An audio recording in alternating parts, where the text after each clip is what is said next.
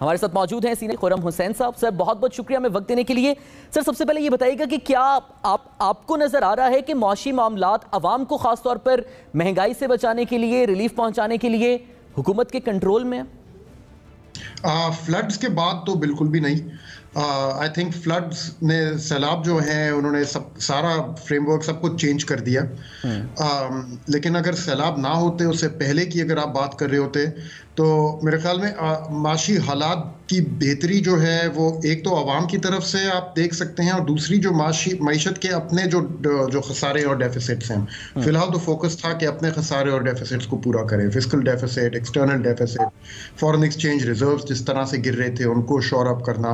I think अवाम तक इनके जो इम्पैक्ट है उसको काफ़ी वक्त लगता आने में, लेकिन सैलाब ने सब कुछ चेंज कर दिया, सारी इक्वेशन चेंज हो गई है। तो अब तो आई थिंक काफ़ी अनसर्टन सिचुएशन है। खुर्रम हुसैन साहब, आज से 2 हफ्ते कब ज़ाहिर है आप बेहतर तौर पर, चूंकि आप ये मौशी तमाम तर उमूर कवर करते हैं, जब IMF डील कल्मिनेशन की तरफ आ रही थी और परसेप्शन पॉजिटिव था, तो डॉलर की हमने कदर में गिरावट देखी, हुकूमत भी क्रेडिट ले रही थी, अवाम भी खुश थे।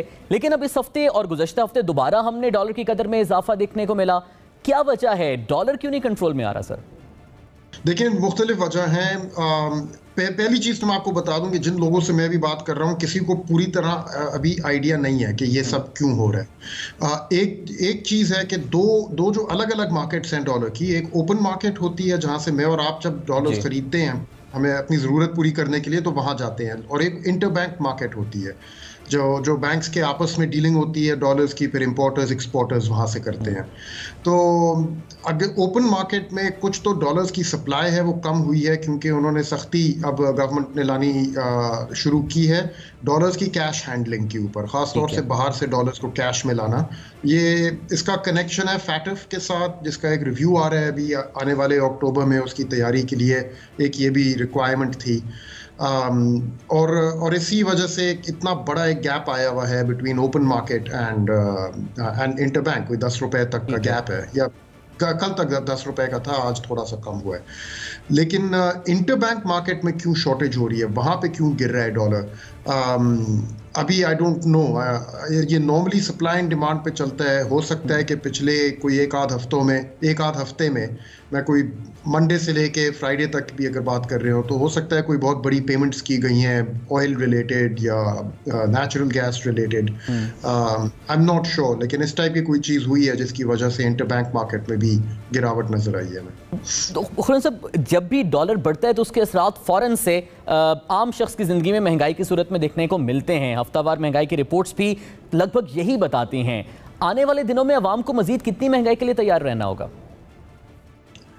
आई थिंक अभी कहना मुश्किल है एग्जैक्ट अमाउंट। अलबत्ता अभी डॉलर से ज़्यादा जो चीज़ महंगाई को फीड करेगी वो सैलाबी जो असरात हैं, क्योंकि काफ़ी जो क्रॉप डैमेज हुआ है उसकी वजह से हमने देखा है ऑलरेडी प्याज और टमाटर की कीमतों में बहुत बड़ा इम्पैक्ट आया था सैलाब के फ़ौरन बाद। भी वक्ती तौर पे उसको पूरा कर दिया गया है। कुछ ईरान से शिपमेंट्स आई हैं, अफगानिस्तान के थ्रू भी आई हैं।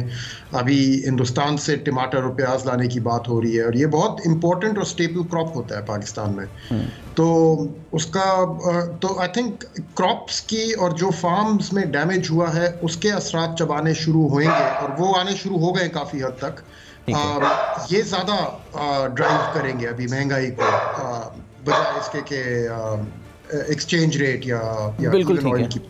तो खुर्रम साहब, अभी मौजूदा गवर्नमेंट पे एक तनकीद PTI की तरफ से ये हो रही है कि जब कोविड था और PTI कोविड में IMF प्रोग्राम में थी, तो उन्होंने IMF से रिलीफ के लिए रीनेगोशिएट किया था, रिलैक्सेशंस मांगी थी। अब मौजूदा गवर्नमेंट पे ये तनकीद है कि सैलाब की वजह से आप रिलैक्सेशंस मांगें। क्या ये पॉलिटिकल क्रिटिसिज्म है, या गवर्नमेंट इस पोजीशन में है कि सैलाबी सूरत हाल और तबाहकारियों की वजह से कोई रिलैक्सेशन डिमांड कर सकती है, और क्या रिलैक्सेशन हो सकती है?